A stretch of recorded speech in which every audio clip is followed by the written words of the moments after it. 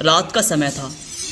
भीमा अकेला जंगल के रास्ते से होता हुआ सुंदर नगर जा रहा था कि उसकी नज़र नीम के एक प्राचीन पेड़ पर पड़ी, जिसकी लंबी लंबी शाखाएं जमीन से टकरा रही थी। उसे देखकर भीमा अपने आप से बोला, अरे चलते चलते मेरे तो पैर ही जवाब दे गए। क्यों ना इस घने नीम के पेड़ के नीचे थोड़ा आराम कर लिया जाए। भीमा उस पेड़ के नीचे बैठने ही वाला था कि तभी उसके कान में एक आवाज़ टकराई। उसने देखा कि उसी नीम के पेड़ पर एक भयानक सा उल्लू बैठा हुआ है, जो उसे ही घूरे जा रहा था। उस उल्लू ने उससे कहा, मेरा नाम उल्लू है। इस पेड़ के नीचे बैठने से पहले तुझे मेरे एक सवाल का जवाब देना होगा। भीमा ने जब यह देखा कि एक उल्लू एक इंसान की भाषा में बात कर रहा है तो वह घबरा गया। अरे ये क्या देख रहा हूं मैं? अरे भाई, तुम तो एक उल्लू हो, तुम इंसानी भाषा में बात कैसे कर रहे हो? इस बात से तुझे क्या लेना दड़ियल? मेरा एक सवाल है, अगर तुम इसका जवाब दे देते हो तो उसके बदले मैं तुझे सोने चांदी के खजाने का पता बता दूंगा, और अगर तुम मेरे सवाल का जवाब नहीं दे पाए तो मैं तुम्हें यहीं पर पत्थर की मूर्त बना दूंगा। भीमा उस उल्लू की बात सुनकर डर गया। उसने वहां से भागने की कोशिश की, लेकिन वो खुद को वहां से हिला भी नहीं पा रहा था। अरे ओ दड़ियल इंसान, अब तुम यहां से तभी जा पाओगे जब तुम मेरे सवाल का सही सही जवाब दे पाओगे। भीमा अपने डर को काबू करते हुए बोला, ठीक है भाई, पूछो। तो फिर सुनो, सवाल ये है, एक तरफ तुम्हें एक हीरे से भरा हुआ जंगल दिया जाए और वहीं दूसरी तरफ तुम्हें एक दूसरा जंगल दिया जाए जो अंधेरे से भरा है, तो तुम बताओ, इन दोनों जंगलों में से तुम कौन सा जंगल लेना पसंद करोगे? अरे भाई, मैं तो तुम्हें बहुत होशियार उल्लू समझ रहा था। ये सोच रहा था कि पता नहीं तुम कितना कठिन सवाल पूछोगे, पर तुम तो लुल्लू हो, इतना आसान सा सवाल पूछा।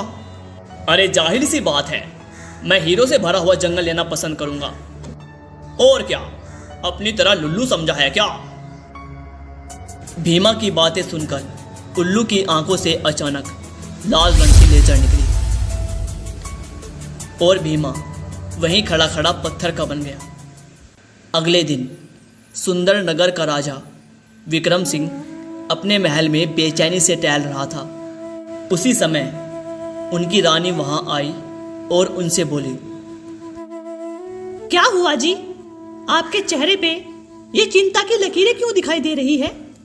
अब तुम्हें क्या बताऊं रूपमती, कल दूसरे राज्य से मेरा एक गुप्तचर कोई संदेश लेकर मेरे पास आने वाला था और वो अभी तक मेरे पास नहीं पहुंचा। तभी राजा विक्रम सिंह का मंत्री दौड़ते हुए राजा विक्रम सिंह के पास पहुंचा। महाराज, महाराज, जिस बात का डर था वही हुआ। पहेलियां मत बुझाओ मंत्री जी, सही सही बताओ, आखिर हुआ क्या है? महाराज, हमारे गुप्तचर भीमा को हमारे राज्य के कुछ नागरिकों ने उसी रास्ते से महल की ओर आते हुए देखा था, जिस रास्ते में वही नीम का घना पेड़ पड़ता है। महाराज, यह सुनकर राजा के चेहरे पर चिंता की लकीरें और भी ज्यादा दिखाई देने लगी। मंत्री जी, सभी नगरवासियों को संदेश भिजवा दो कि सभी नगरवासी हमारे महल के सामने इकट्ठा हो जाएं। मैं उन सब के सामने एक जरूरी ऐलान करना चाहता हूँ। दुग दुग दुग दुग दुग। सभी लोग राजा के महल पर पहुंचे। कुछ ही देर में सभी नगरवासी महल के सामने इकट्ठा हो गए और राजा अपने महल की छत पर खड़ा होकर सभी लोगों से बोला, मेरे सुंदर नगर के वासियों, आज मैं ये ऐलान करता हूँ कि तुम में से कोई भी नगरवासी उस रास्ते से कभी आना जाना नहीं करेगा जिस रास्ते में वह नीम का प्राचीन पेड़ पड़ता है।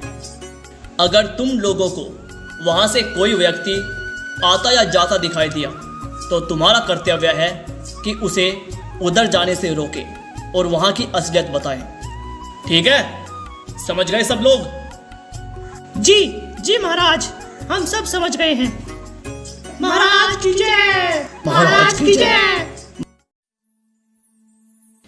इतना कहकर राजा फिर से अपने कमरे में बेचैन सा होकर टहलने लगा कि तभी राजा की पुत्री तारा और उसका पति, जो कि किसी दूसरे राज्य का राजकुमार था, राजकुमार जयदेव, राजा से बोला, उस नीम के पेड़ के बारे में तो तरह तरह की अफवाहें हैं महाराज, मैंने भी सुन रखी हैं।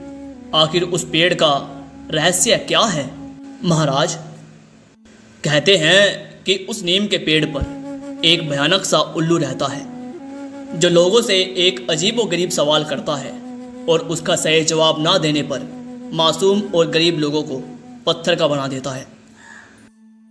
अगर ऐसी बात है महाराज, तो मैं आपके नगर वासियों को उस उल्लू के जादू से मुक्ति दिलाऊंगा। नहीं राजकुमार, ऐसी गलती से भी मत करना। अरे नहीं महाराज, मुझे मत रोको, मैं भी उस उल्लू के सवाल को सुनना चाहता हूँ।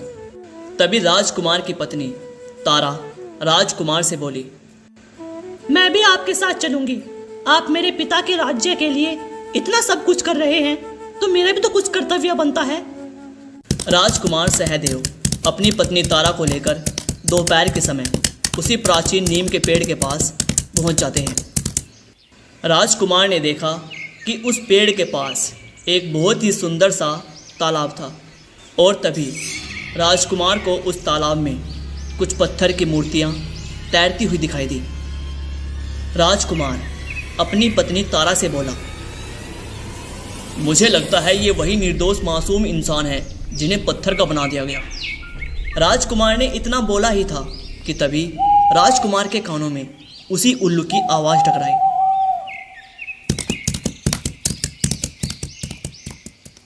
क्या बात है, अब तक तो विक्रम सिंह की प्रजा और कुछ मूर्ख लोग ही यहाँ आते थे, लेकिन आज तो महाराज के दामाद और उनकी पुत्री साक्षात यहाँ पधारे हैं।